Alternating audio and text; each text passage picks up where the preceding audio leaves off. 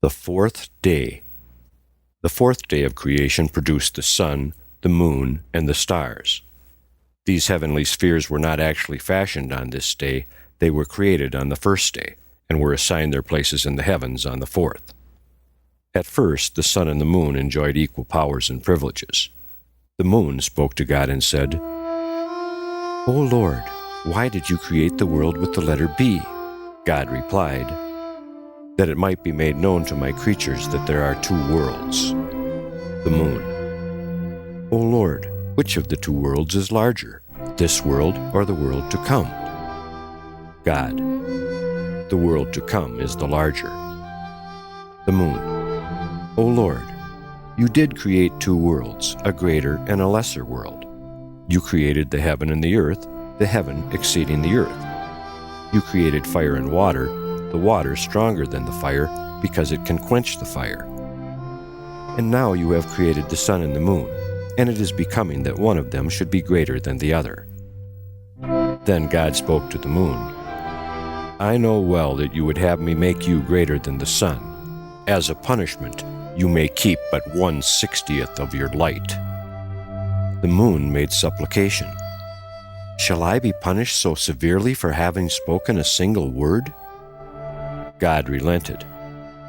"In the future world, I will restore your light, so that your light may again be as the light as the sun." The moon was not yet satisfied.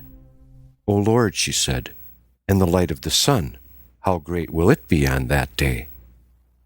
Then the wrath of God was once more enkindled. "What? You still plot against the sun? As you live, in the world to come, his light shall be 7 times the light he now sheds." The sun runs his course like a bridegroom. He sits upon a throne with a garland on his head. 96 angels accompany him on his daily journey, in relays of 8 every hour, 2 to the left, 2 to the right, 2 before, and 2 behind. Strong as he is, he could complete his course from south to north in a single instant, but 365 angels restrain him by means of as many grappling irons. Every day one lets go of his hold, and the sun thus spends 365 days on his course. The progress of the sun is an uninterrupted song of praise to God, and this song alone makes his motion possible. When Joshua wanted the sun to stand still, he had to command him to be silent. His song of praise hushed, the sun stood still. The sun is double-faced. His face of fire is directed towards the earth, the other one of hail towards heaven, to cool off the prodigious heat that streams from the other face. If not, the earth would catch fire. In winter, the sun turns his fiery face upward, and thus the cold is produced. When the sun comes down in the west, he dips into the ocean and takes a bath. His fire is extinguished, and he dispenses neither light nor warmth during the night. As soon as he reaches the east in the morning, he wraps himself in a stream of flame, and these he sheds over the earth. In the same way, the moon and the stars take a bath in a stream of hail before they come out for their service in the night. When the sun and the moon are ready to start their round of duties, they appear before God and ask him to relieve them of their task, so that they might be spared the sight of sinning mankind. Only upon compulsion do they proceed on their daily course. Coming from the presence of God, they are blinded by the radiance of the heavens and cannot find their way. Then God shoots off arrows, by the glittering light of which they are guided. It is on account of the sinfulness of man, which the sun is forced to contemplate on his rounds, that he grows weaker as the time of his going down approaches. For sins have a defiling and enfeebling effect. He drops from the horizon as a circle of blood, for blood is the sign of corruption. As the sun starts out on his course in the morning, his wings touch the leaves of the trees of paradise, and their vibration is communicated to the angels and the holy Hayot, and from them to the trees and plants on earth, to all the beings on earth and in heaven. It is the signal for them to all cast their eyes upward. As soon as they see the ineffable name, which is engraved in the sun, they raise their voices in songs of praise. At the same moment, a heavenly voice is heard to say, "Woe to the sons of men that do not consider the honor of God, as do these creatures." These words are not heard by men, as they do not perceive the grating of the sun against the wheel, to which all the celestial bodies are attached. This friction of the sun and the wheel produces the motes dancing about in the sunbeams. They are the carriers of healing to the sick, the only health-giving creations of the fourth day. The fourth day was somewhat an unfortunate day for children, afflicting them with disease. When God punished the envious moon by diminishing her light and splendor, tiny threads were loosed from her body. These are the stars. The fifth day. On the fifth day of creation, God took fire and water, and out of these two elements he made the fish of the sea. The animals in the water are much more numerous than those on land. For every species on land, excepting the weasel, there is a corresponding species in the water, and there are many found only in the water. The ruler over the sea animals is Leviathan. With all the other fishes he was made on the fifth day. Originally he was created male and female like all the other animals, but when it appeared that a pair of these monsters might annihilate the whole earth with their united strength, God killed the female. So enormous is Leviathan that to quench his thirst he needs all the water that flows from the Jordan to the sea. His food consists of fish which go between his jaws of their own accord. When he is hungry, a hot breath blows from his nostrils and makes the waters of the great sea seething hot. Formidable though Behemoth, the other monster, is, he feels insecure until he is certain that Leviathan has satisfied his thirst. The only thing that can keep him in check is the stickleback, a little fish that was created for that purpose, of which he stands in great awe.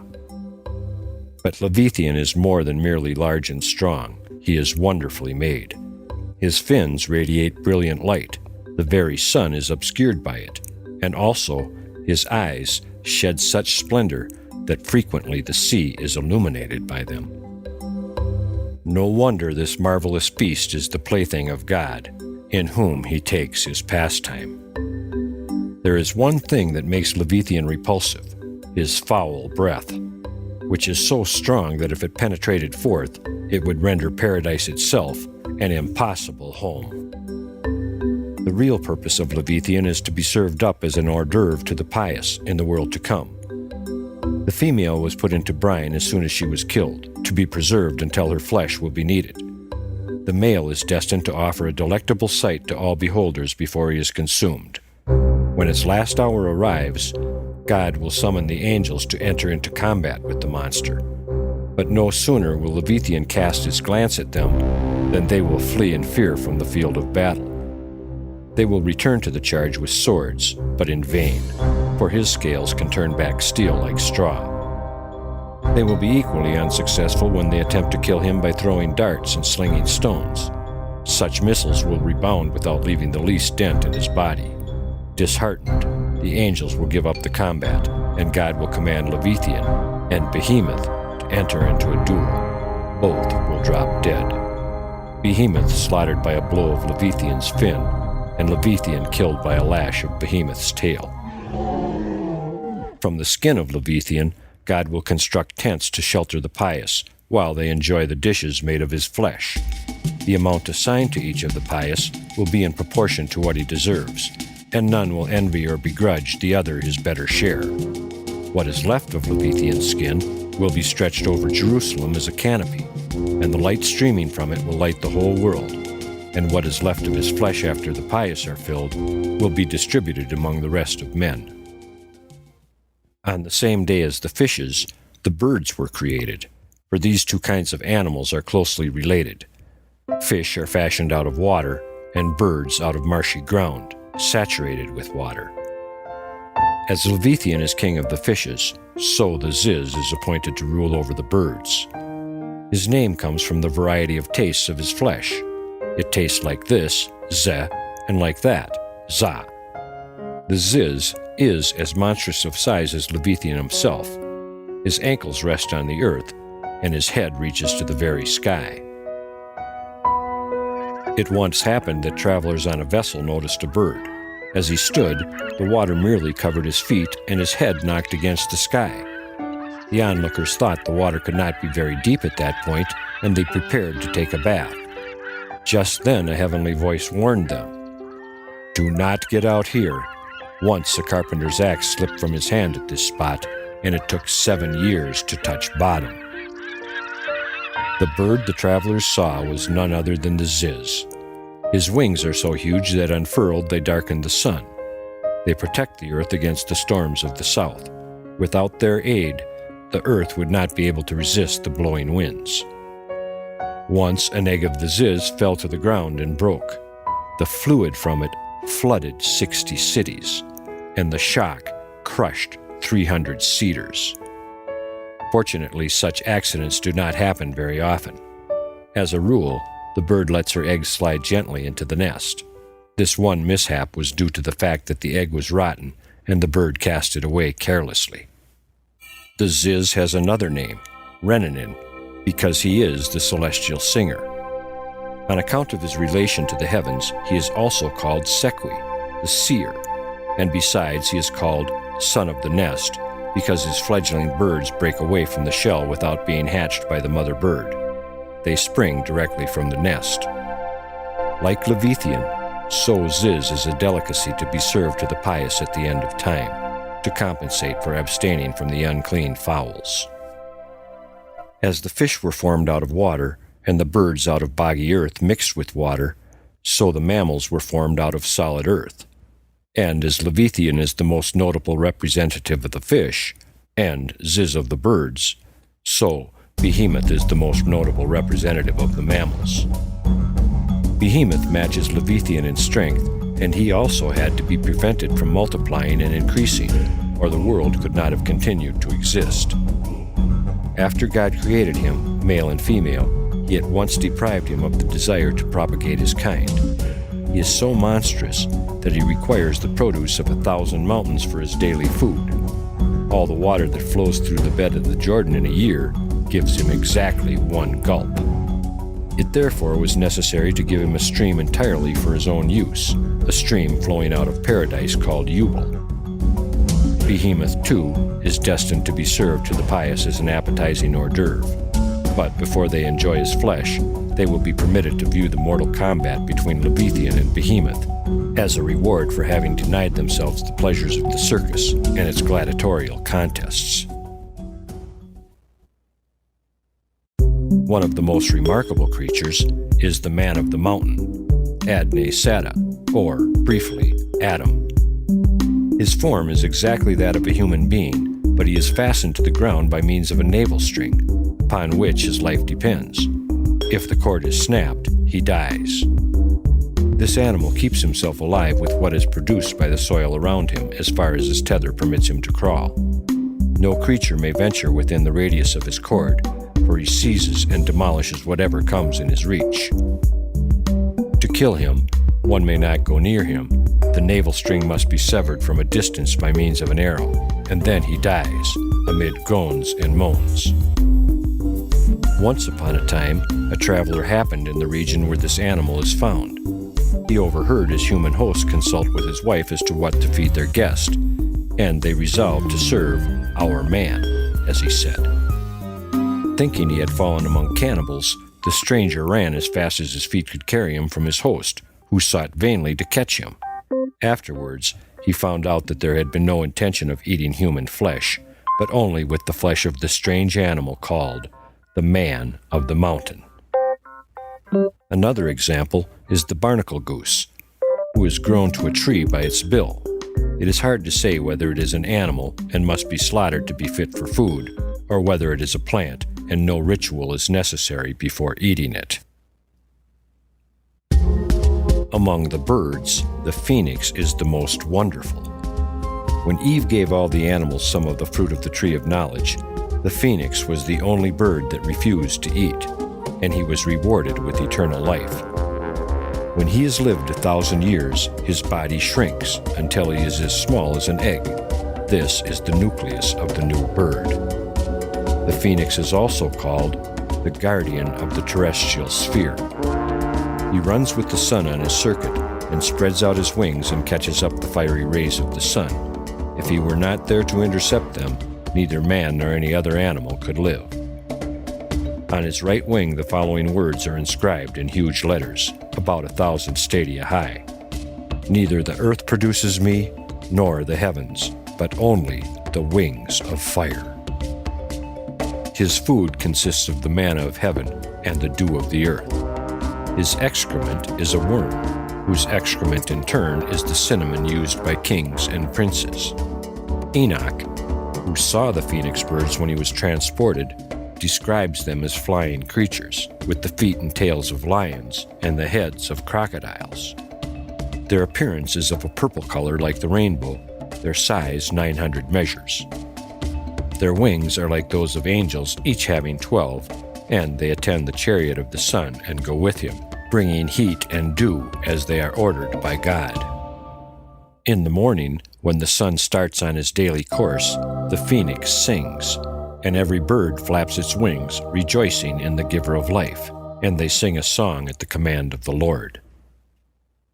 Among the reptiles, the salamander and shamir are the most marvelous. The salamander originates from a fire of myrtle wood which has been kept burning for 7 years by means of magic arts. Not bigger than a mouse, it is invested with peculiar properties. One who smears himself with its blood is invulnerable, and the web woven by it is protection against fire. The people who lived at the time of the deluge boasted that, were a fire flood to come, they would protect themselves with the blood of the salamander. King Hezekiah owes his life to the salamander.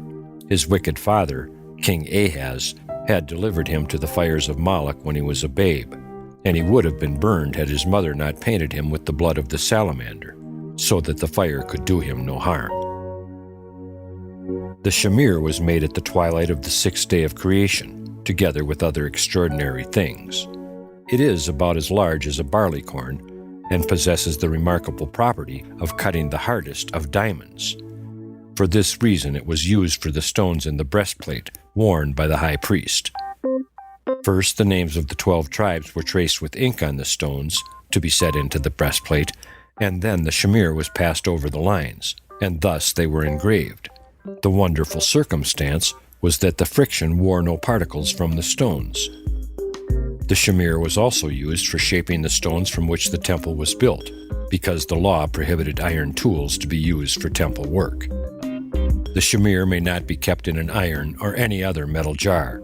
It would burst it apart. It is kept wrapped up in a woolen cloth, and this in turn is placed in a lead basket filled with barley bran. The shamir was guarded in paradise until Solomon needed it. He sent the eagle to fetch the worm. With the destruction of the temple, the shamir vanished. A similar fate overtook the tahash, which had been created only that its skin might be used for the tabernacle. Once the tabernacle was completed, the tahash disappeared. It had a horn on its forehead, was gaily colored like the turkey cock, and belonged to the class of clean animals. Among the fishes there are also wonderful creatures, the sea goats and the dolphins, not to mention Leviathan. A seafaring man once saw a sea goat on whose horns the words were inscribed, "I am a little sea animal, yet I traverse 300 parasangs to offer myself as food to Leviathan." The dolphins are half man and half fish. They will even have sexual intercourse with human beings. Therefore they are called sons of the sea, for in a sense they represent the humankind in the waters. Though every species in the animal world was created during the last 2 days of creation, many characteristics of certain animals appeared later. Cats and mice, enemies now, were friends originally. Their hatred had a distinct cause. On one occasion the mouse appeared before God and said, "I and the cat are partners, but now we have nothing to eat." The Lord answered, "You are intriguing against your companion, only that you may devour her. As a punishment, she shall devour you." Then said the mouse, "O Lord of the world, where have I gone wrong?" God replied, "O you unclean reptile! You should have been warned by the example of the moon, who lost part of her light because she spoke badly of the sun, and what she lost was given to her opponent. The evil intentions you harbored against your companion shall be punished in the same way. Instead of your devouring her, she shall devour you." The mouse. "O Lord of the world, shall my whole kind be destroyed?" God. "I will take care that a few of you are spared." In her rage, the mouse bit the cat, and the cat then threw herself on the mouse and hacked into her with her teeth until she was dead. Since that moment, the mouse stands in such awe of the cat that she does not even attempt to defend herself and always keeps in hiding. Dogs and cats also maintained a friendly relation to each other and only later became enemies. A dog and a cat were partners, and they shared whatever they had. It once happened that neither could find food for 3 days. Then the dog proposed that they dissolve their partnership. The cat should go to Adam, in whose house there would be surely enough to eat, while the dog would seek his fortune elsewhere. Before they separated, they took an oath never to go to the same master. The cat took up her home with Adam, and she found sufficient mice in his house to satisfy her appetite. Seeing how useful she was in driving away the mice, Adam treated her most kindly. The dog, on the other hand, saw bad times. The first night after their separation, he spent in the cave of the wolf. That night, the dog caught the sound of steps, and he reported it to the wolf, who told him to chase off the intruders. They were wild animals, and the dog almost lost his life. Dismayed, the dog ran from the house of the wolf and took refuge with the monkey. But the monkey would not grant him even a single night's lodging. Then the dog was forced to appeal to the hospitality of the sheep. Again, the dog heard steps in the middle of the night. Obeying the bidding of the sheep, he arose to chase away the marauders, who turned out to be the wolves. The barking of the dog made known to the wolves the presence of the sheep, so that the dog innocently caused the sheep's death. He had lost his last friend. Night after night, he begged for shelter, without ever finding a home. Finally, he decided to go to the house of Adam, who granted him refuge for one night. When wild animals approached the house after the cover of darkness, the dog began to bark. Adam awoke, and with his bow and arrow he drove them away. Recognizing the dog's usefulness, he asked him to remain with him always. But as soon as the cat saw him in Adam's house, she began to quarrel with the dog and reproach him for having broken his oath. Adam did his best to pacify the cat. He told her that he himself had invited the dog to make his home there, and he assured her she would in no way be the loser by the dog's presence. He wanted them both to stay with him. But it was impossible to appease the cat. The dog promised not to touch anything intended for her, but she insisted that she could not live in one and the same house with a thief like the dog. Bickering between the dog and cat became the order of the day. Finally, the dog could stand it no longer, and he left Adam's house and took himself to Seth's. Seth welcomed him kindly, and from Seth's house he continued to make efforts at reconciliation with the cat. In vain.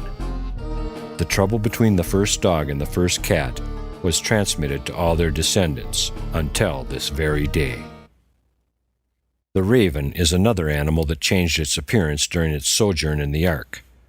When Noah wanted to send him to find out about the state of the waters, the raven hid under the wings of the eagle. Noah found him, however, and said to him, "Go and see whether the waters have diminished." The raven pleaded, "Is there no one else among all the birds to send on this errand?" Noah, "My power extends no further than over you and the dove." But the raven was not satisfied.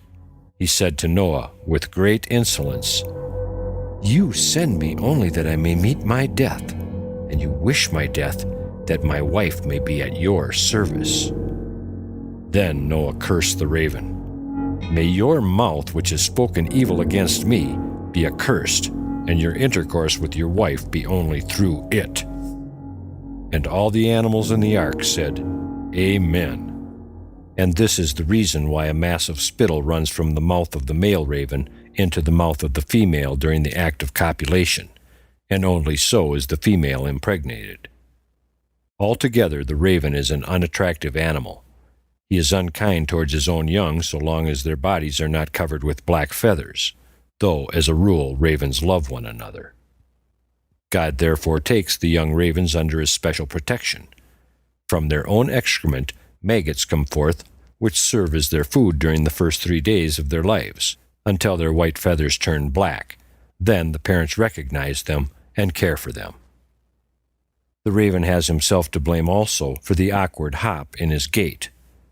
He observed the graceful step of the dove, and was envious of her, and tried to emulate it. The outcome was that he almost broke his bones, without in the least succeeding in making himself resemble the dove, not to mention that he brought the scorn of the other animals down on himself.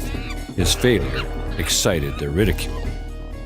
Then he decided to return to his own original gait, but in the interval he had unlearned it, and he could walk neither the one way or the other. His step had become a hop, betwixt and between. Thus, we see how true it is that he who is dissatisfied with his small portion loses the little he has in striving for more and better things.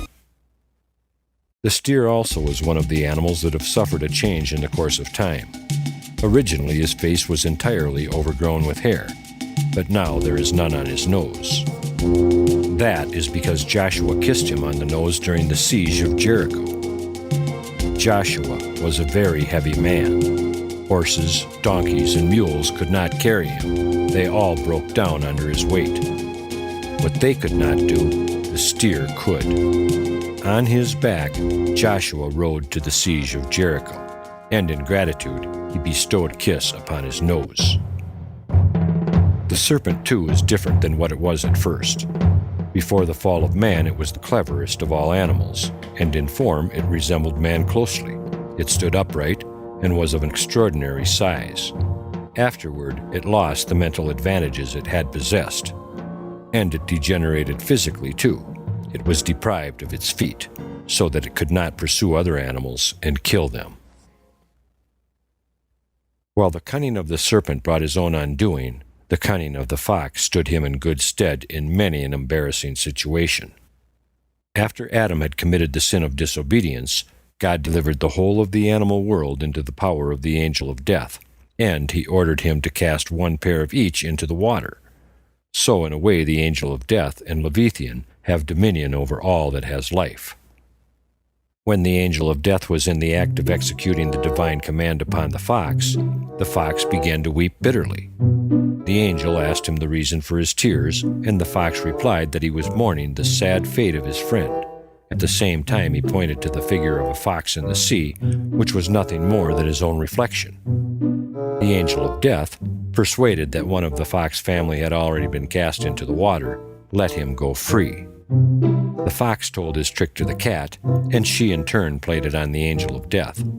So it happened that neither cats nor foxes are represented in the water, while all other animals are. When, a short while later, Leviathan passed the sea animals in review and noticed that the fox was missing, he asked why, and was informed of the sly way in which the fox had escaped his authority. Leviathan then dispatched great and powerful fish on the errand of enticing the fox into the water. The fox, walking along the shore, spied the large number of fish and exclaimed, "How happy am I! I can always satisfy my hunger with the flesh of such as these." The fish spoke to him and told him, if he would but follow them, his appetite could easily be appeased, because a great honor awaited him. Leviathan, they said, was at death's door, and he had commissioned them to install the fox as his successor, to be the new king. They were ready to carry him on their backs, so that he had no fear of the water, and they would bring him to the throne, which stood upon a huge rock. This sounded pretty good to the fox, and he went with them. Soon, an uncomfortable feeling took possession of the fox. He began to suspect that the tables were turned. He was being tricked instead of tricking others. He urged the fish to tell him the truth, and they admitted they had been sent out to capture him for Leviathan, who wanted his heart, that he might become as knowing as the fox, whose wisdom he had heard many extol. The fox said reproachfully, "Why did you not tell me the truth at once? Then I could have brought my heart along with me for King Leviathan, who would have showered honors upon me. As it is, you will surely suffer punishment for bringing me without my heart. We foxes do not carry our hearts around with us. We keep them in a safe place, and when we have need of them, we go and fetch them." The fish quickly swam to shore and landed the fox, so that he might go and get his heart. No sooner did he feel dry land under his feet than he began to jump and shout and laugh. When the fish urged him to go get his heart, he said, "Oh, you fools!